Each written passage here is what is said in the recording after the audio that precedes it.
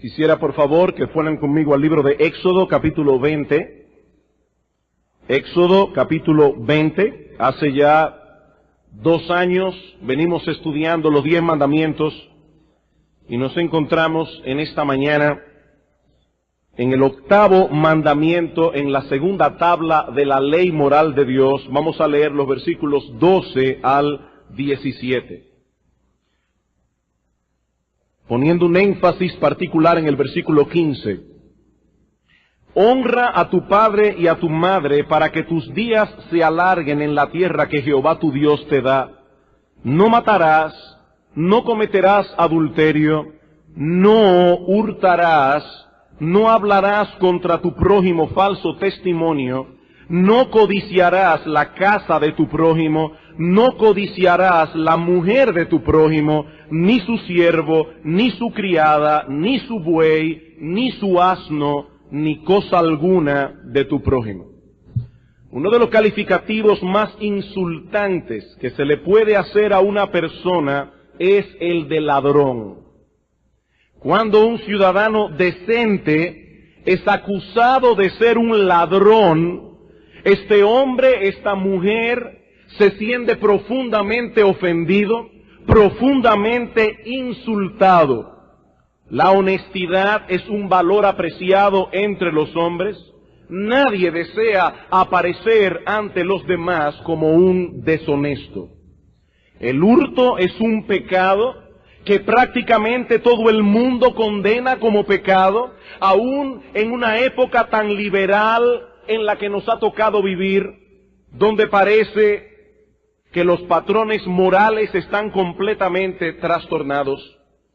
Ahora bien, ¿qué es el hurto? ¿Qué es el hurto? Podríamos definirlo como apropiarse de algo que no nos pertenece, algo que por derecho pertenece a alguien más.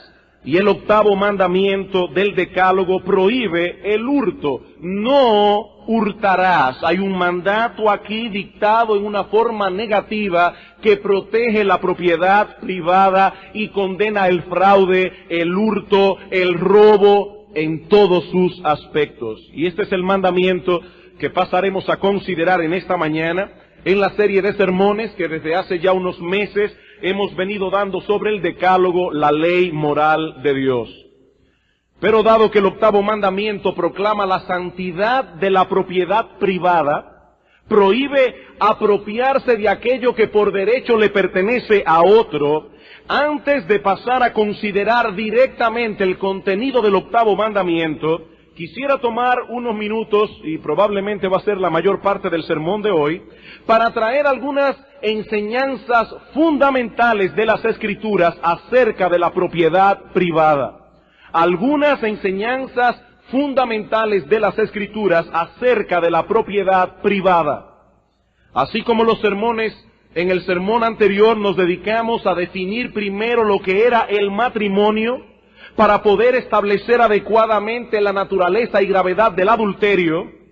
Así también debemos establecer algunas verdades fundamentales con respecto a la propiedad privada para poder comprender la naturaleza y gravedad del hurto. Y lo primero que tenemos que decir al respecto es que la Biblia nos dice que Dios es el dueño de todas las cosas. Dios es el dueño de todas las cosas.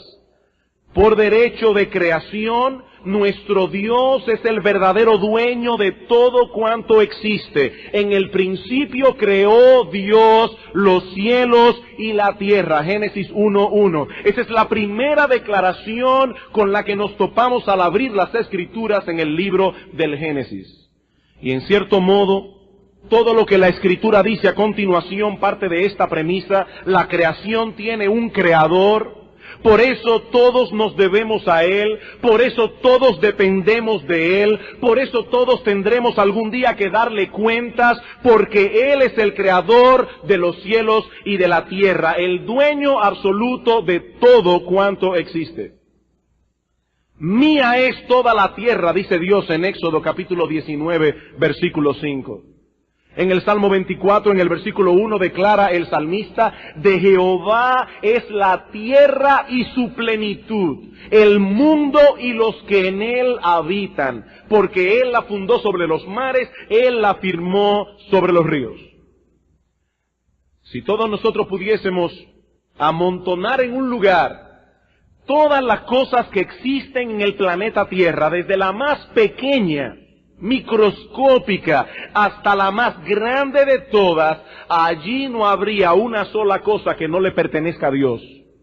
De Jehová es la tierra y su plenitud, todo es de Él, todo le pertenece, porque todo vino a la existencia y permanece existiendo por el puro afecto de su voluntad.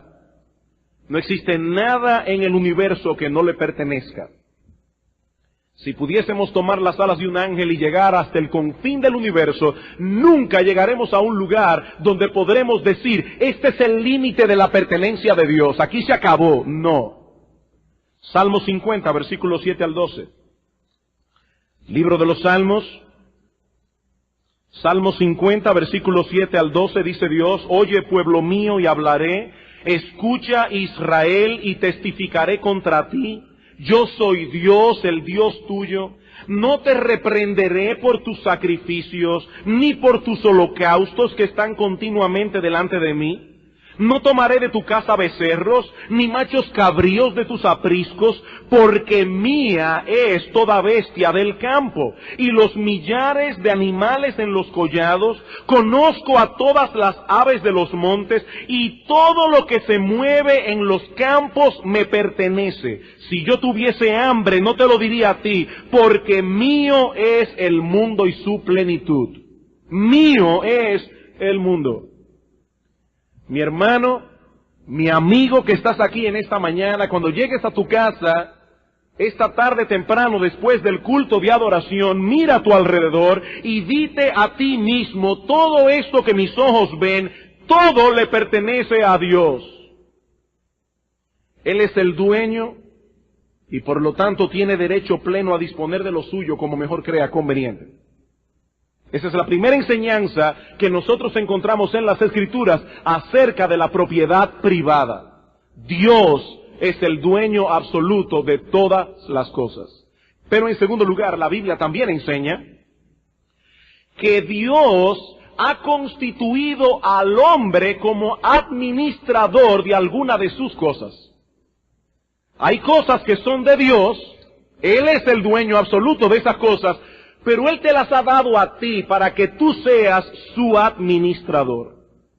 Todo le pertenece a Él, pero Dios soberanamente ha designado al hombre como su mayordomo. De tal manera que estos pueden decir de algunas cosas de la creación que son suyas.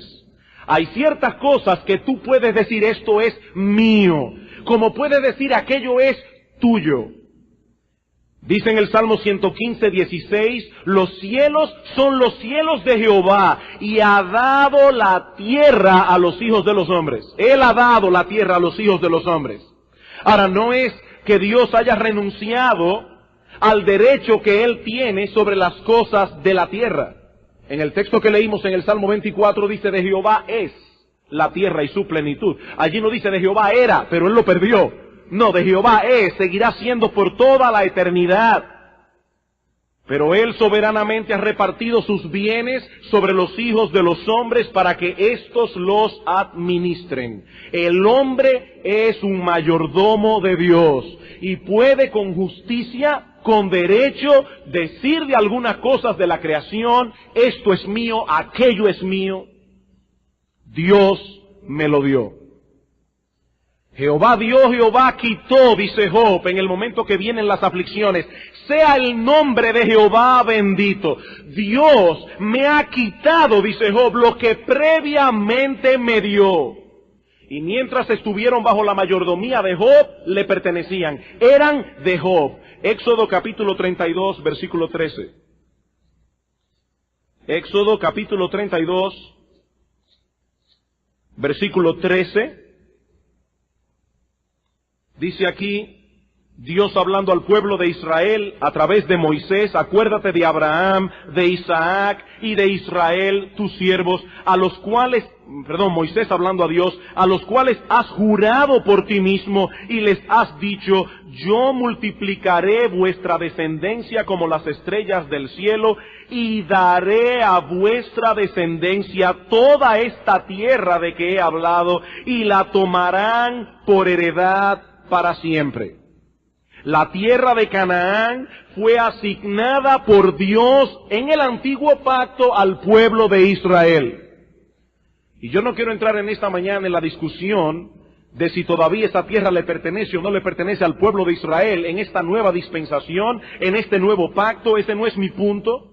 Pero lo que sí está claro en las Escrituras es el hecho de que Dios asignó esa tierra en el antiguo pacto a ese pueblo. Israel podía decir que esa tierra de Palestina era suya. Y cada tribu, cada familia dentro de esa tribu podía decir lo mismo del pedazo de tierra que le tocó en la repartición.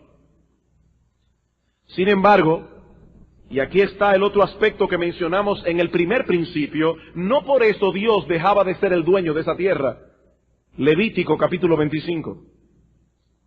Hermanos, hoy en la mañana vamos a estar buscando muchos textos de las Escrituras, no podemos hacerlo de otra manera.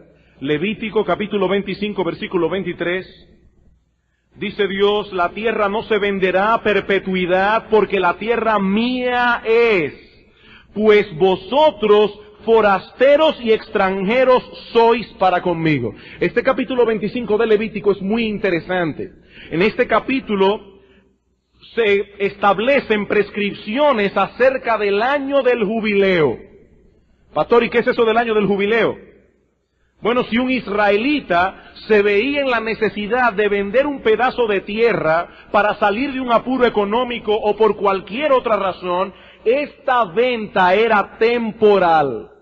Cada 50 años llegaba el año del jubileo y todas las posesiones volvían a su dueño original. Levítico capítulo 25 versículo 11.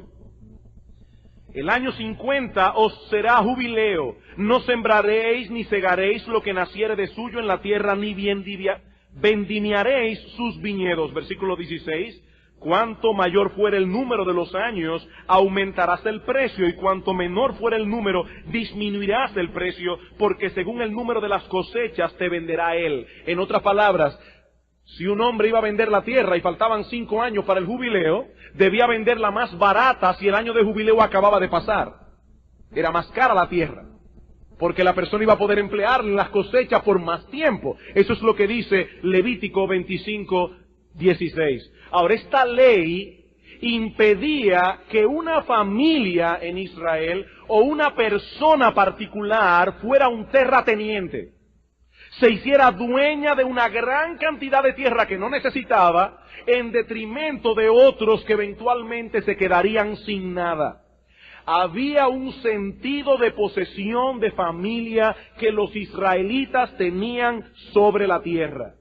Por eso cuando Acab quiso comprar la viña de Nabot, este se espantó y le dice al rey: guárdeme Jehová de que yo te dé a ti la heredad de mis padres. Ni siquiera un rey podía adueñarse de la tierra que le pertenecía a uno de sus súbditos. La posesión de la tierra era un derecho sagrado que Dios había conferido. Sin embargo, noten una vez más lo que dice Dios en Levítico 25, 23. La tierra no se venderá a perpetuidad, porque la tierra mía es. La tierra mía es. Pues vosotros forasteros y extranjeros sois para conmigo. No olviden, dice Dios, que ustedes son forasteros y extranjeros en este mundo. La tierra seguirá aquí después que ustedes se vayan. La dejarán, nadie se llevará ni 1 metro cuadrado. Aunque ahora sea vuestra posesión, aunque ahora puedan disfrutar de ella, no será por mucho tiempo. Así que vuestro derecho sobre la tierra es temporal. El mío, dice Dios, es eterno. La tierra es mía, dice el Señor. Poniendo estos dos principios que hemos mencionado uno al lado del otro, podemos decir que en términos de nuestra relación con Dios, nosotros no somos dueños de nada. En términos de nuestra relación con Dios, nosotros no somos dueños de nada. Somos meros administradores. Estrictamente hablando, nada nos pertenece. Aún nuestra propia vida le pertenece a Dios. Mi amigo que estás aquí en esta mañana, te guste o no te gustes, o no te guste, lo aceptes o no lo aceptes, lo cierto es que le pertenecemos a Dios. Y algún día daremos cuenta delante de Él por lo que hicimos con esta vida que Él nos ha prestado temporalmente. Aún la vida misma le pertenece a Dios. Ahora, en términos de nuestra relación horizontal, en términos de nuestra relación con los demás, podemos legítimamente reclamar algunas cosas como nuestras, porque Dios nos dio derecho sobre ellas. La palabra de Dios establece claramente el derecho a la propiedad privada. Es ese derecho que subyace bajo el 8º mandamiento: no hurtarás. No le quitarás al otro lo que no es tuyo, es de él. Hechos capítulo 5.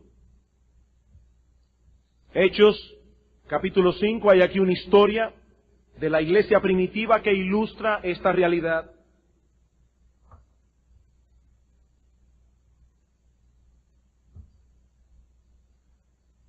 Aquí encontramos una pareja, Ananías y Zafira, que venden una heredad, prometen a los apóstoles que van a dar todo el precio como una ofrenda, pero engañosamente sustraen del precio de la heredad. Y dice en el versículo 2 que la mujer de Ananías lo sabía, y trayendo solo una parte la puso a los pies de los apóstoles, y dijo Pedro: Ananías, ¿por qué llenó Satanás tu corazón para que mintieses al Espíritu Santo y sustrajeses del precio de la heredad? Reteniéndola no se te quedaba a ti, y vendida no estaba en tu poder. ¿Por qué pusiste esto en tu corazón? No has mentido a los hombres, sino a Dios. Hermanos, ¿cuál fue el pecado de Ananías?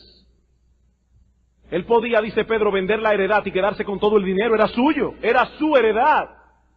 El pecado de Ananías no fue haber dado una parte del dinero. Él tenía derecho a vender esa heredad y no dar un centavo a nadie. Era su derecho, era su heredad. El pecado de Ananías fue la mentira. Pero dice Pedro: Ananías, esa heredad era tuya. Ese dinero era tuyo. ¿Para qué hiciste una promesa que tú no estabas dispuesto a cumplir?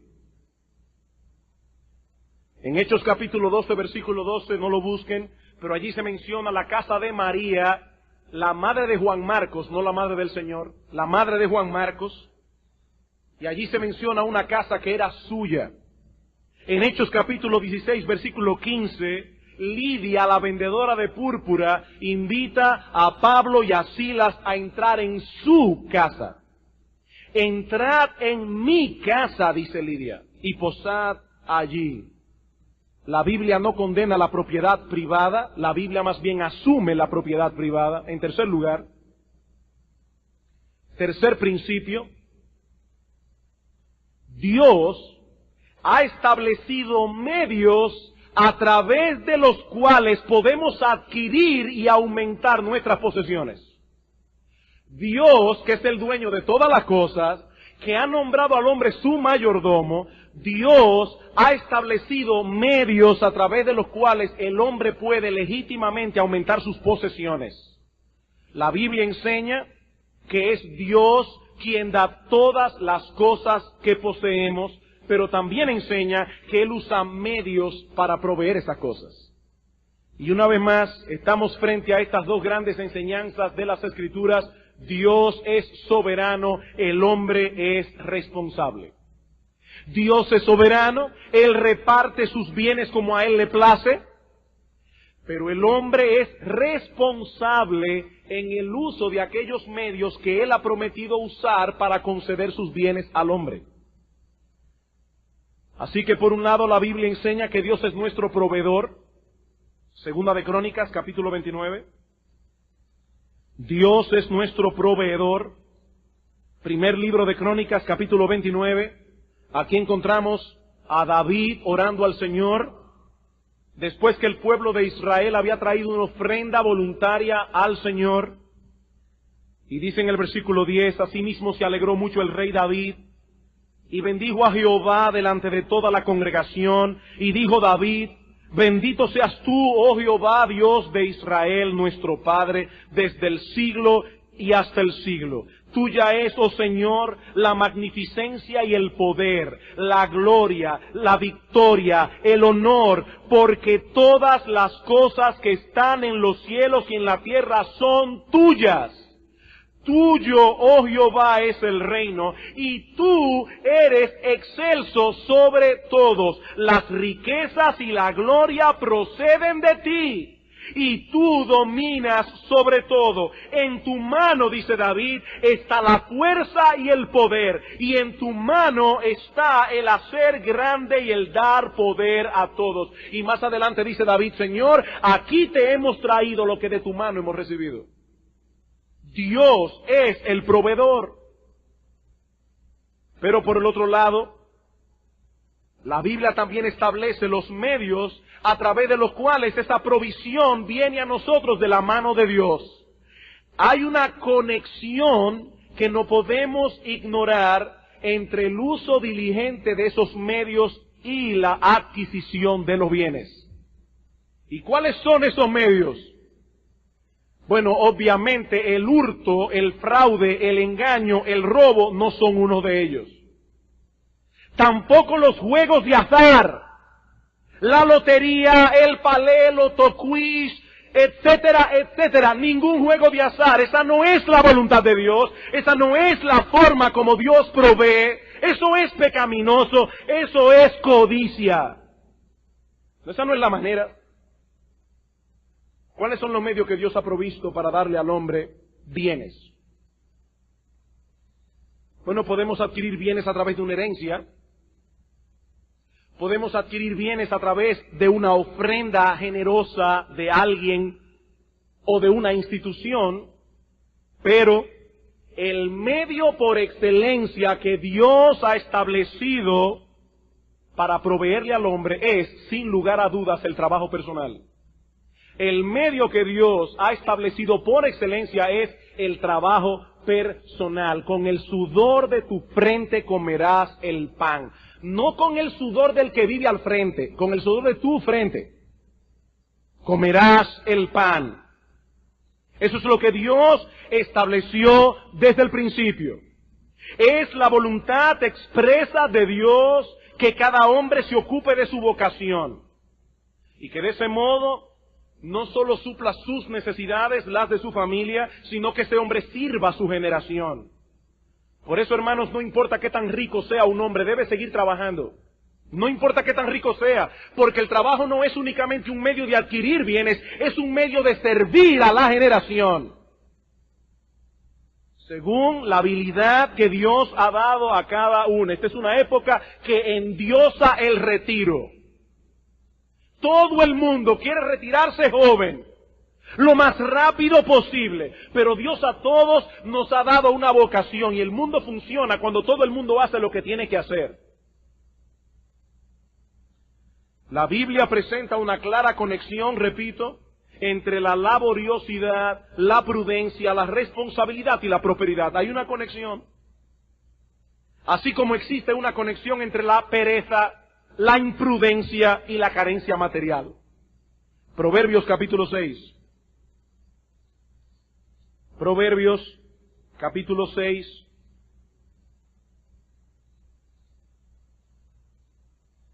Hay personas que dicen, no, yo vivo por fe. Vivir por fe no significa vivir sin trabajar. Eso no es fe, eso es presunción.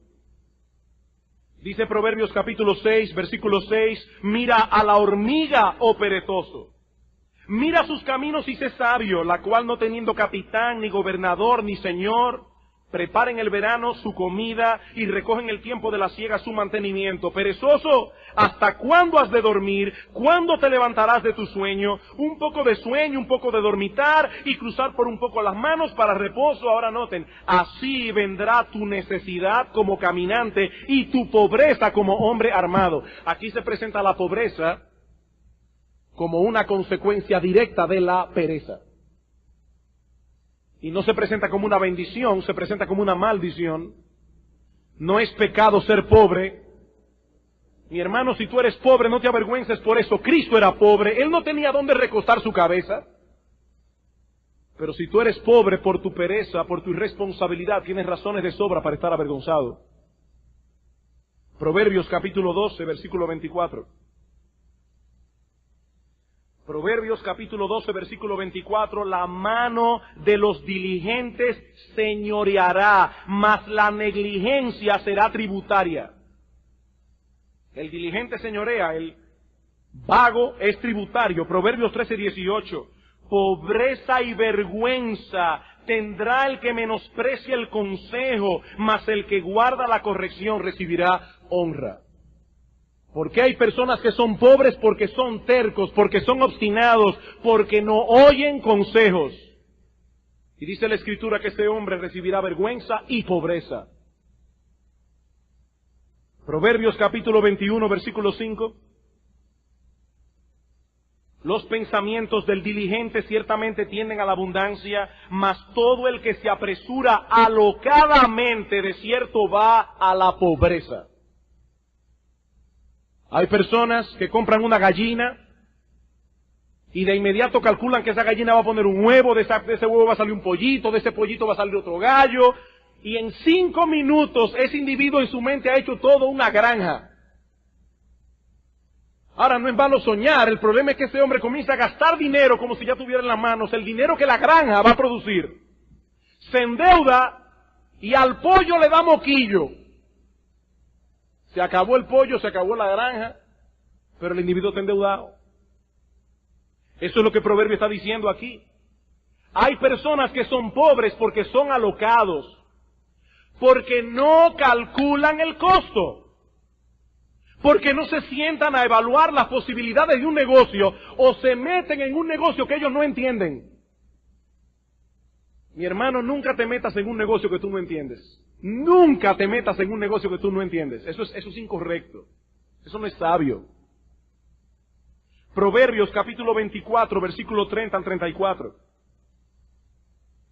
Pasé junto al campo del hombre perezoso, junto a la viña del hombre falto de entendimiento, y he aquí que por toda ella habían crecido los espinos, ortigas habían ya cubierto su faz, y su cerca de piedra estaba ya destruida. Miré y lo puse en mi corazón, lo vi y tomé consejo. Un poco de sueño, cabeceando otro poco, poniendo mano sobre mano, otro poco para dormir. Así vendrá como caminante tu necesidad y tu pobreza como hombre armado. Vendrá pobreza. Hay una conexión. Por eso dice Pablo en 1 Tesalónica capítulo 4, versículo 10 al 11, que cada cual se ocupe en sus negocios para que no tenga necesidad de nada. Y en 2 Tesalónica capítulo 3, versículo 6 al 10, el apóstol Pablo dice, el que no quiere trabajar tampoco coma. Algunos hermanos en la iglesia de Tesalónica habían dicho, el Señor viene, ¿para qué trabajar? Vamos a esperar al Señor, dice Pablo, el que no quiera trabajar que tampoco coma. La iglesia no está obligada a sostener vagos. La iglesia no está obligada a ser paternalista con personas que no quieren trabajar. Dice en 1 Timoteo capítulo 5 versículo 18 que el obrero es digno de su salario. Tú quieres recibir un salario, trabaja. Y es cierto que allí se habla en el contexto de los pastores, dice que los ancianos que gobiernan bien sean tenidos por dignos de doble honor, mayormente aquellos que trabajan en predicar y en enseñar, porque el obrero es digno de su salario, pero ese principio es universal. El obrero, quien quiera que sea, es digno de su alimento, es digno de su salario, pero el que no quiere trabajar no es digno. Ahora, hermanos, debo decir algo aquí. No estamos diciendo con esto que todo hombre pobre es pobre por ser un perezoso, un irresponsable, un insensato. No. No, no estamos diciendo eso. La pobreza puede ser el designio de Dios para una persona. Dice en 1 de Samuel 2:7, Jehová empobrece y Él enriquece. Jehová empobrece y Él enriquece. Hay personas laboriosas, responsables, sensatas, que no han tenido en la providencia de Dios las oportunidades que otros han tenido. Hay personas aquí que tienen una buena posición económica porque nacieron en un hogar determinado, que pudo darle una educación, que por conexiones pudo hacer ciertas cosas. No todo el mundo es pobre por ser un irresponsable, pero eso no elimina la realidad de que existe una conexión entre la laboriosidad y la prosperidad. De hecho, el pobre laborioso dentro de su pobreza prospera.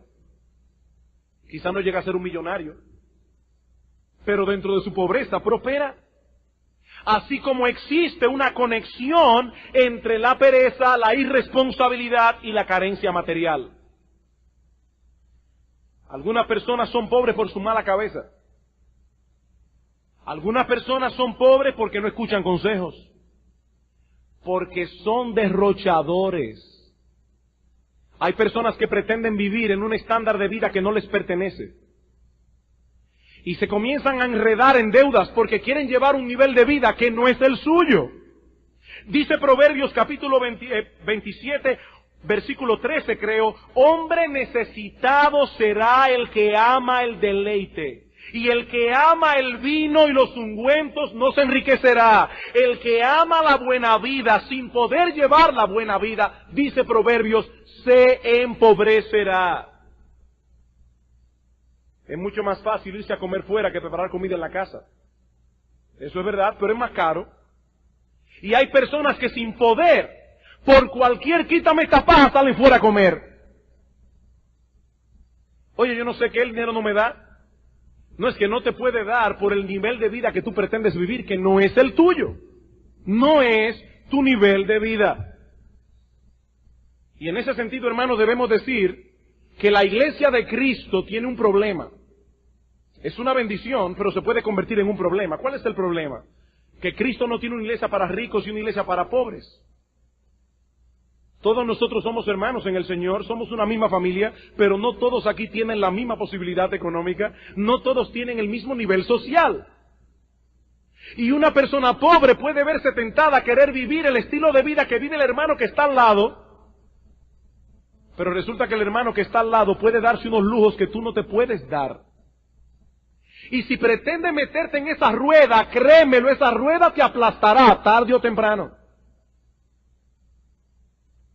Por otro lado,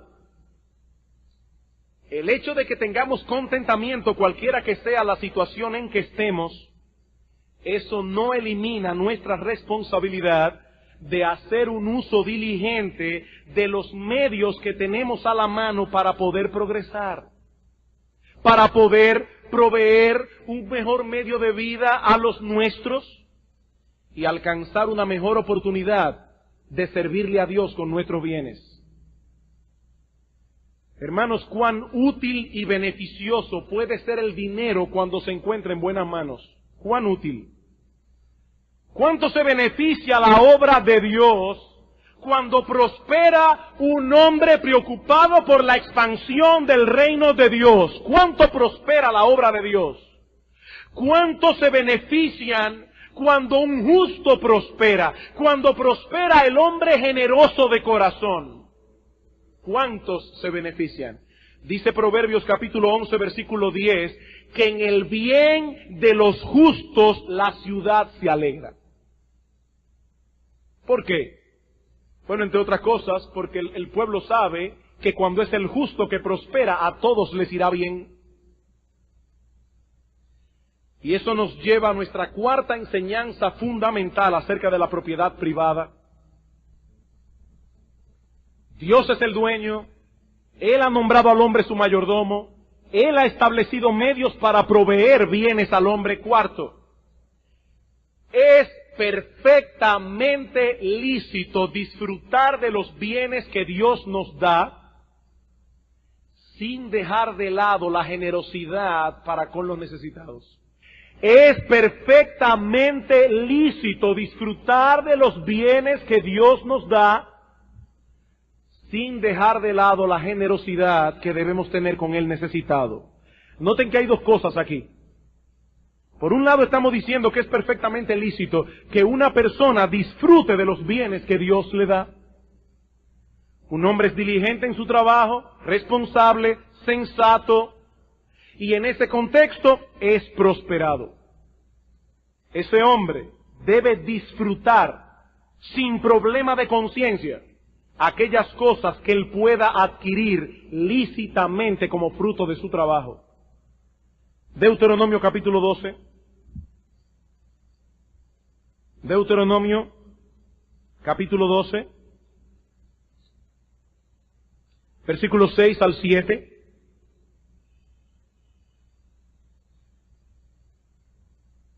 Dios establece aquí un festival en el que el pueblo de Israel debía congregarse al menos una vez al año, y allí llevaréis vuestros holocaustos, vuestros sacrificios, vuestros diezmos y la ofrenda elevada de vuestras manos, vuestros votos, vuestras ofrendas voluntarias y las primicias de vuestras vacas y de vuestras ovejas, y comeréis allí delante de Jehová vuestro Dios, y os alegraréis vosotros y vuestras familias en toda obra de vuestras manos en la cual Jehová tu Dios te hubiere bendecido. Hagan un festival, reúnanse allí y alégrense de lo que Dios les dio. No asuman la postura de aquel que dice, no, a mí no me importa, me lo dan, no me lo dan, me da lo mismo. Yo no estoy atado a cosas materiales. Sí, no debemos estar atados a cosas materiales. Nuestra felicidad no depende de tener mucho, de tener poco. Nuestra felicidad depende de tener a Dios como nuestro Dios. Pero si Dios en su bondad nos provee cosas, no seamos ingratos, alegrémonos delante de Dios por las cosas que Él nos ha provisto. Mi hermano, si Dios te da una cama, no duermas en el piso. Eso es ascetismo y la Biblia no promueve el ascetismo. Duerme en la cama dándole gracias a Dios. Que mucha gente no tiene cama. Ahora, el día que te quiten la cama, duerme en el piso contento. Pero mientras tanto, alégrate en las cosas que Dios te da. Eso es lícito. Deuteronomio, capítulo 20. Noten, hermanos, las cosas que Dios toma en cuenta en su palabra. Deuteronomio capítulo 20, versículos 5 al 6.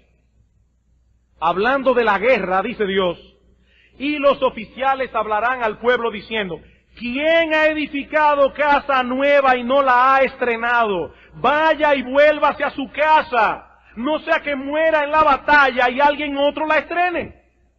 ¿Y quién ha plantado viña y no ha disfrutado de ella? Vaya y vuélvase a su casa, no sea que muera en la batalla y algún otro la disfrute. No, debemos ser espirituales. Si llegó la hora de la guerra, deja tu casa nueva y vete a pelear. Dice Dios, no sean crueles. Si ese hombre tiene una casa nueva, que la goce. Eso es perfectamente lícito en la providencia y la voluntad de Dios. ¿Qué dice 1 Timoteo capítulo 6, versículo 17? Dice, a los ricos de este siglo, mándales que no sean altivos, que no pongan su esperanza en las riquezas, porque son inciertas, sino en el Dios vivo, que nos da todas las cosas en abundancia. ¿Para qué? Para que las disfrutemos. Qué terrible es cuando uno lleva un regalo a una persona el día de su cumpleaños y dice, yo tengo eso. Oye, hermano, no le haga un desaire a una gente así. ¿Y cuánto te costó? Pero yo lo vi más barato en otra tienda. Dele la gracia y disfrute el regalo. Bueno, pues de la misma manera no le haga eso a Dios. Dice el texto, Dios nos da las cosas en abundancia para que las disfrutemos. Amados hermanos, la Biblia no promueve el ascetismo como tampoco promueve el estoicismo. El estoico permanece imperturbable ante las cosas de la vida, sean buenas o sean malas. Nada lo abate, nada lo alegra. Estaba leyendo ayer en un libro de filosofía acerca de los estoicos. Había un famoso estoico llamado Diógenes. Vivía con lo mínimo. Un día Alejandro el Grande fue a visitarlo, se le paró enfrente y le dijo, Diógenes, pídeme lo que quieras y te lo voy a dar. Y le dijo, que te apartes un poco, que no puedo ver la luz del sol. No necesitaba nada. Nada lo mueve, nada lo alegra, nada lo entristece. Y algunas personas creen que eso es ser espiritual. No, eso es ser inhumano. Eso es ser inhumano. Dios nos ha dado emociones que podemos manifestar legítimamente. La tristeza que emana de nuestros corazones en momentos de aflicción, la alegría que experimentamos en tiempo de bonanza, son perfectamente humanas. Si Dios ha prosperado el fruto de tu trabajo, gózate en ello. Dale gracias a Dios, disfruta de lo que Él te ha dado mientras lo tienes. Tu felicidad no debe descansar en estas cosas que posees, sino en el Dios que te las dio.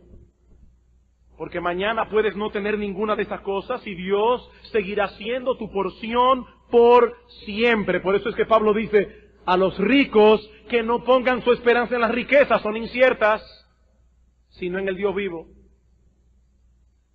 Pero mientras te puedas servir de esas cosas, disfruta de ellas con alegría. No tengo tiempo para buscarlo, pero pueden anotar allí Eclesiastés capítulo 5, versículo 18 al 19, Eclesiastés capítulo 7, versículo 14. Solo recuerda que Él no te ha dado estas cosas únicamente para ti. Y esa es la otra cara de la moneda. Podemos y debemos disfrutar de los bienes que Él nos da. Él nos lo da para que los disfrutemos, pero al mismo tiempo, hermanos queridos, debemos ser generosos con el necesitado. Dios prospera al justo para que éste haga una buena mayordomía de esos bienes, ayudando y socorriendo al pobre. Deuteronomio capítulo 15.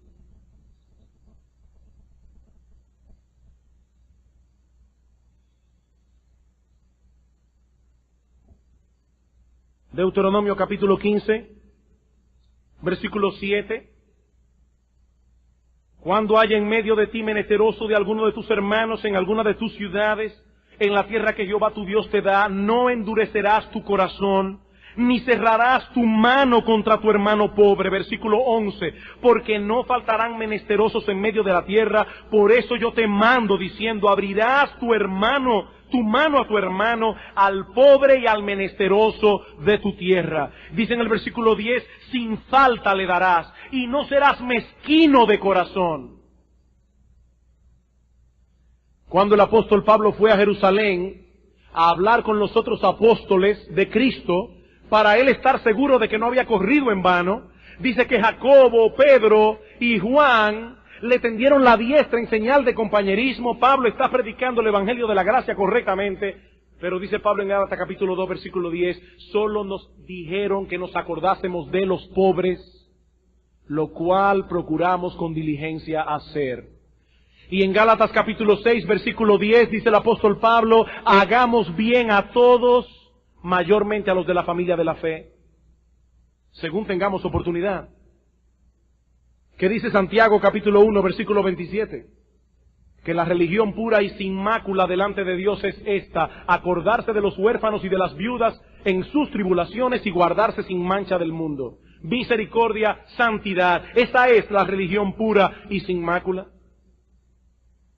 Amados hermanos, yo creo que el testimonio de la Iglesia de Cristo sería mucho más eficaz si aquellos que profesamos la fe respaldáramos más decididamente esa profesión, estando más pendientes de aquellos que están en necesidad, pendientes de los pobres, de los necesitados. Si bien la Biblia enseña que somos salvos por gracia, no por obras, también es cierto que la misma Biblia enfatiza las buenas obras como un fruto indispensable de la verdadera fe. Dice Santiago capítulo 2, muéstrame tu fe por tus obras. ¿Cómo tú puedes decir que amas a Dios si tienes un hermano al lado tuyo padeciendo necesidad y a lo más que le llegas a decir es que Dios te bendiga, ojalá que consigas con qué cubrirte? Dice, ¿cómo mora el amor de Dios en un corazón así? Pregunta Juan, primera de Juan capítulo 3, versículo 16 al 18.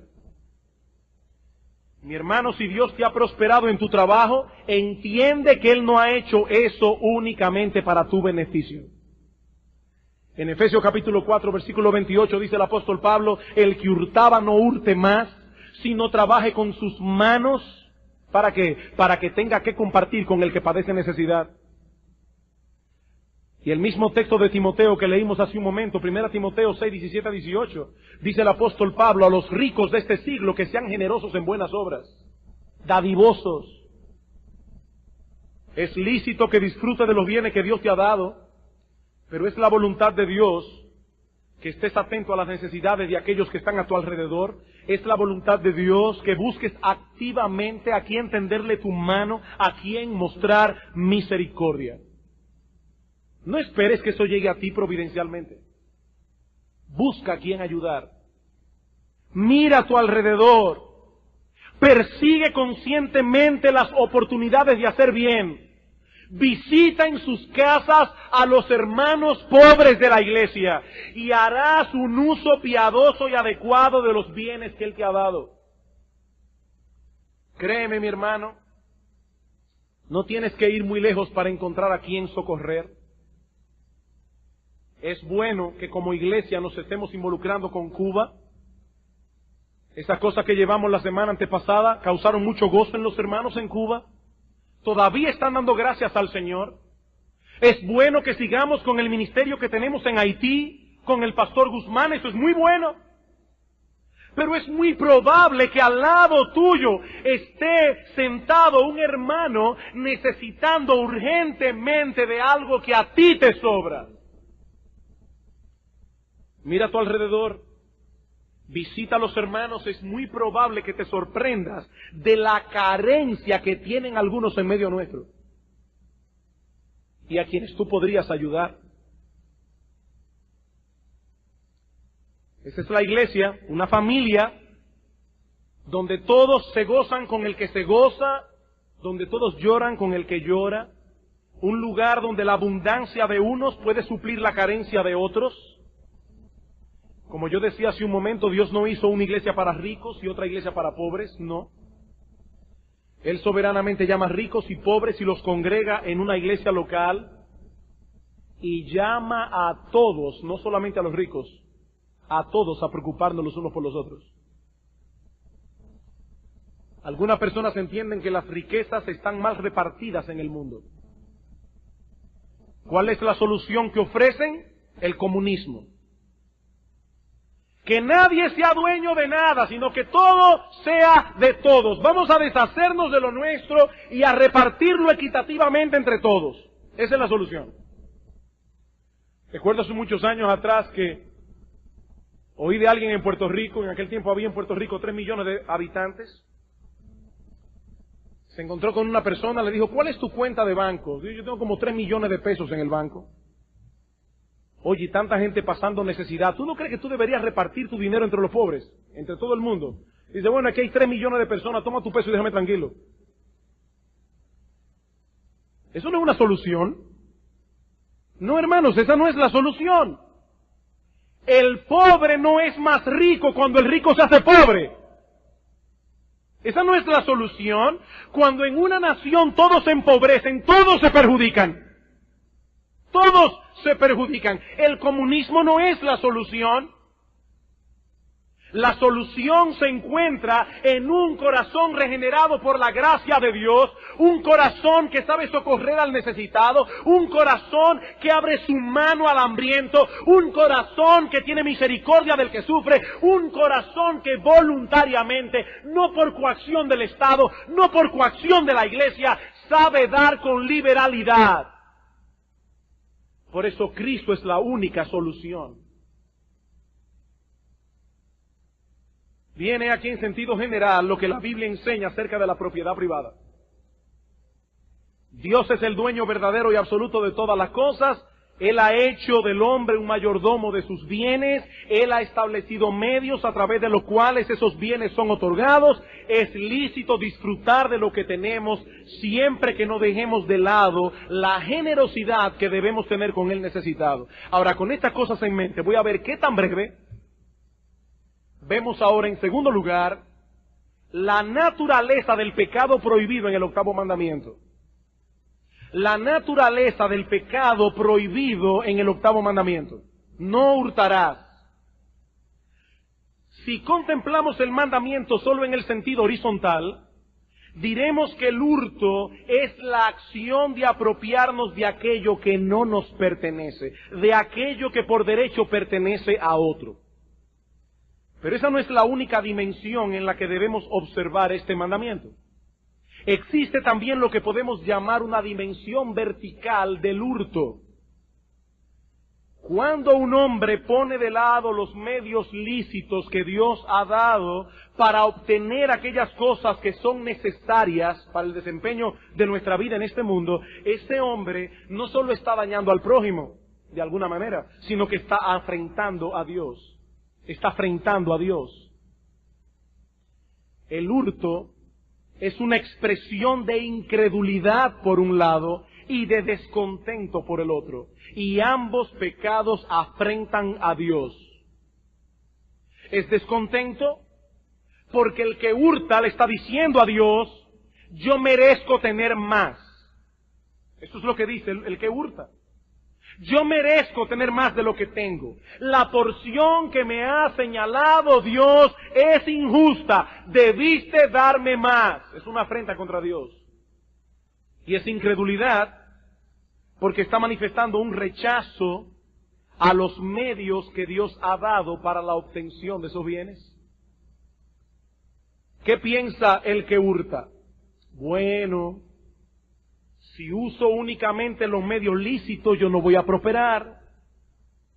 Si pago mis impuestos, si no devalúo la mercancía, si no cobro por ella más de lo que vale, si no hago un pequeño fraude aquí, otro fraude allá, y tengo 2 libros de contabilidad, yo no podré sostenerme. Pero lo que es aún más grave, el hurto es incredulidad, porque pone de lado todo lo que Dios dice en su palabra acerca de la verdadera felicidad del hombre. La palabra de Dios insiste una y otra vez en el hecho de que la felicidad del hombre no consiste en aumentar los bienes materiales, sino en tener a Dios como nuestro Dios. Y hay muchos textos, tristemente yo no voy a poder verlos hoy. Solo voy a citar Proverbios 23, 4 al 5, dice el proverbista, no te afanes por hacerte rico, sé prudente, desiste. En 1 Timoteo capítulo 6, versículos 6 al 10, dice el apóstol Pablo que los que quieren hacerse ricos caen en tentaciones necias y dañosas que hunden a los hombres en destrucción y perdición, porque raíz de todos los males es el amor al dinero. Y en Mateo capítulo 6, los versículos 19 en adelante, dice, Cristo, no os hagáis tesoros en la tierra, la polilla y el orín corrompen, los ladrones minan y hurtan, haceos tesoros en el cielo. Haceos tesoros en el cielo. El que hurta está pecando contra Dios, está enfrentándose con Dios, está transgrediendo su ley, con el único objetivo de tener algo que él no ha podido obtener de la mano de Dios usando el método de Dios. En otras palabras, el que hurta está diciendo, yo prefiero no tener a Dios y tener bienes. Porque él está enfrentándose contra Dios. Yo prefiero no tener a Dios que dejar de tener bienes. El hurto es mucho más que la apropiación de lo ajeno, es una afrenta contra Dios, es una manifestación de incredulidad, de idolatría, de descontento, de codicia y sobre todas las cosas es la expresión de una perspectiva incorrecta de la vida. ¿Qué dice Cristo? Que la vida del hombre no consiste en la abundancia de los bienes que posee. Lucas capítulo 12, versículo 21. La vida del hombre no consiste en tener abundancia. Versículo 15. Pero el que hurta no lo ve así.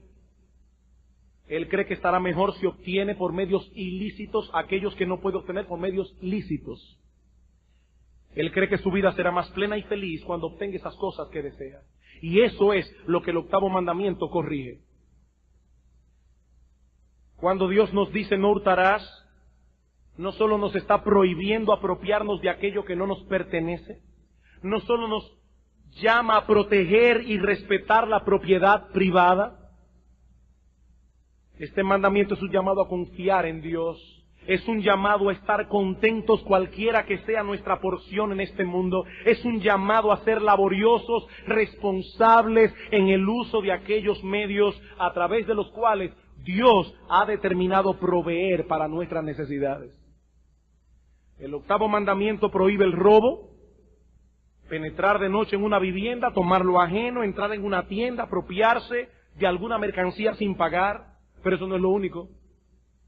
El 8º mandamiento prohíbe el fraude en todas sus acepciones. Prohíbe el engaño, prohíbe el uso de cualquier medio ilícito para obtener cualquier tipo de ganancia. Prohíbe cualquier acción que prive a nuestro prójimo de aquello que le pertenece por derecho. El 8º mandamiento prohíbe que nos aprovechemos de la ignorancia de una persona para comprarle o venderle por debajo o encima de su valor.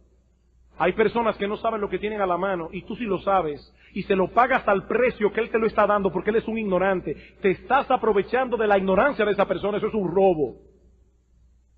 Eso es un robo. Proverbios capítulo 20, versículo 14 dice, el que compra dice, malo es, mas cuando se aparta se alaba, qué buena compra hice. Eso es un robo. ¿Cuántos roban regateando? Usted puede pedirle a una gente rebaja, eso no es ningún problema. Hágalo libremente. Pero no comience a tirar por piso la mercancía, sabiendo usted que esa mercancía es buena y que vale lo que le están pidiendo. La persona tiene derecho a darse la más barata si quiere. Pero no diga como Proverbios 20:14, malo es, para después decir que buena compra hice, eso es un robo. El 8º mandamiento prohíbe que dejemos de pagar el derecho de autor.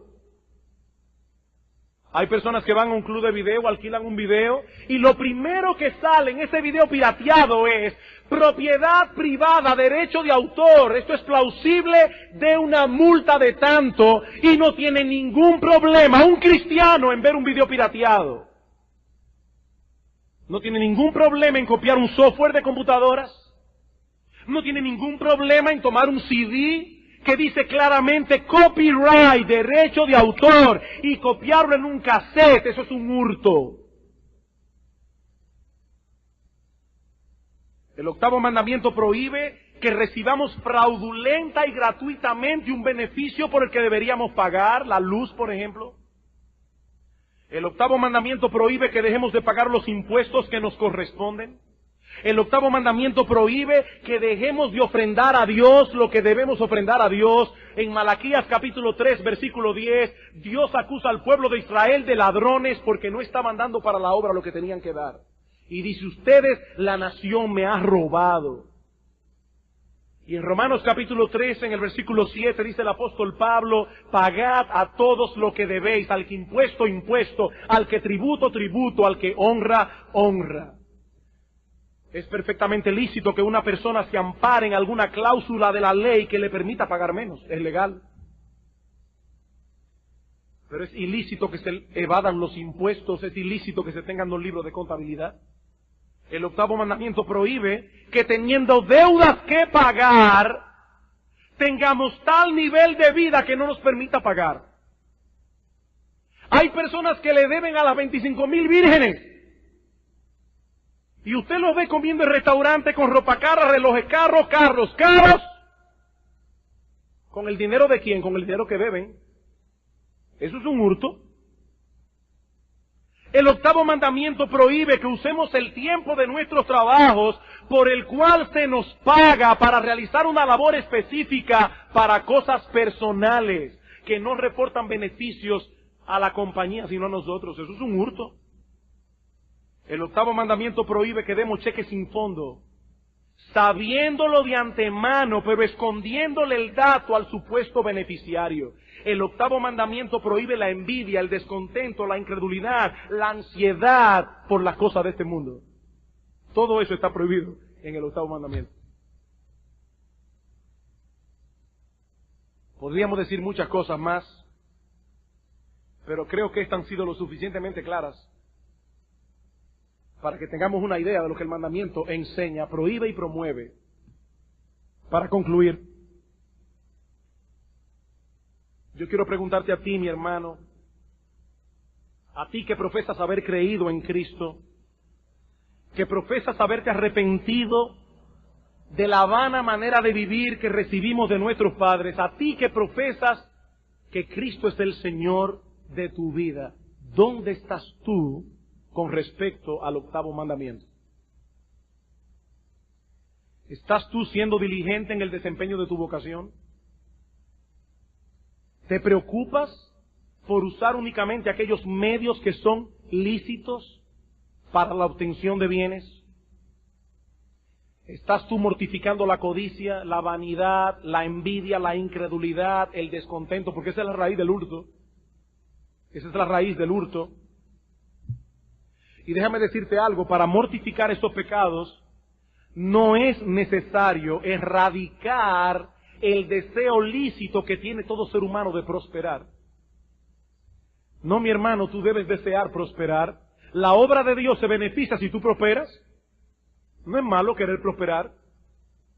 Ahora, ¿cuándo la prosperidad se convierte en un pecado? Cuando viene ligada al descontento y cuando las prioridades son trastornadas. Hay personas que descuidan su familia, descuidan su vida espiritual, descuidan la iglesia por producir más. Eso es avaricia, eso es codicia. ¿Y qué de tu generosidad?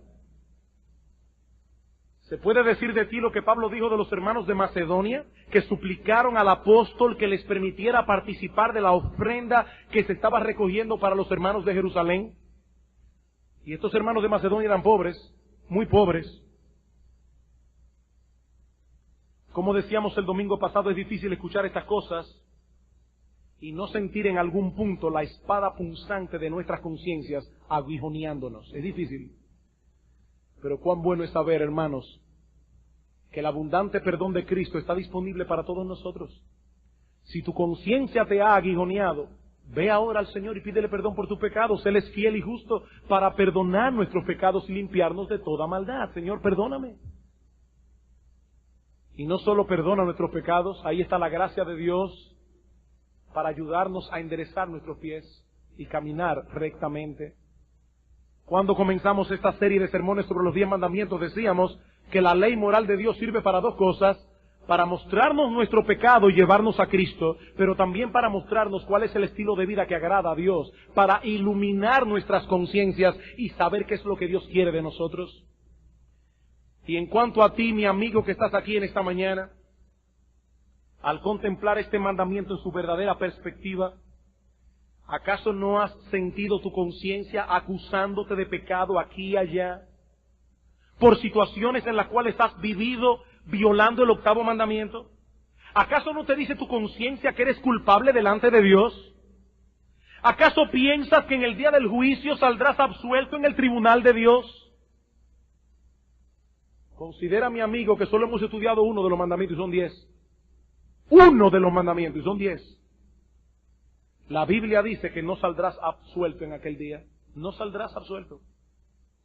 Pero al mismo tiempo te ofrece en el Evangelio la posibilidad de presentarte en aquel día no teniendo ninguna deuda pendiente con tu Creador. ¿Cómo? Si te acoges por fe a la misericordia que Él ha provisto en Cristo. Si te acoges por fe a la misericordia que Él ha provisto en Cristo. Mi amigo, nadie va a entrar al cielo porque diga de ahora en adelante no hurto más. Nadie va a entrar al cielo por eso. El Evangelio anuncia la buena noticia de que todo aquel que deposite su fe y su confianza en el Señor Jesucristo, por medio de esa fe le será concedido el perdón de todos sus pecados. Por gracia sois salvos, dice Pablo, por medio de la fe. Y esto no de vosotros, porque es un regalo de Dios. No por obras, dice Pablo, para que nadie se gloríe. Nadie llegará al cielo diciendo, dame lo que yo me merezco. Yo no fui un ladrón. No, todos llegaremos al cielo diciendo, wow, Señor, si hubiera sido por mis obras estaría en el infierno. Pero por tu misericordia y por la sangre bendita que mi Salvador derramó en la cruz del Calvario, mis pecados fueron perdonados, he obtenido misericordia. Heme aquí, Señor, como un humilde pecador arrepentido. Acógete, mi amigo, esta misericordia de Dios en esta mañana. Acepta humildemente el perdón que hoy se te ofrece gratis por medio de la fe y serás salvo. El Hijo de Dios murió en una cruz para salvar a pecadores, pecadores que no se podían salvar a sí mismos. Él pagó la deuda de todos aquellos a quienes vino a salvar. No dejó una sola pendiente. Pero tienes que recibir esa gracia por medio de la fe, solo por medio de la fe. Oh, mi amigo, no te vayas de aquí con deudas pendientes. Acógete a la misericordia de Dios en Cristo. Vamos a orar. Amantísimo Señor, qué bueno que nosotros no somos salvos por nuestras obras. Porque de ser así, oh Dios, estaríamos todos perdidos y condenados. Todos somos pecadores, dice tu palabra que no hay justo ni aun uno, no hay bueno, no hay quien busque a Dios. Todos se desviaron, a una se hicieron inútiles, no hay quien haga lo bueno, dice Pablo, no hay ni siquiera uno. Pero a ti te plugo darnos la salvación en Cristo por medio de la fe. Ahora te pedimos, oh bendito Señor, que el brazo tuyo que no se ha acortado para salvar se manifieste poderoso esta mañana salvando a muchos. Ven, oh Dios, y salva, te lo pedimos, en el precioso nombre de nuestro gran Dios y Salvador Jesucristo. Amén.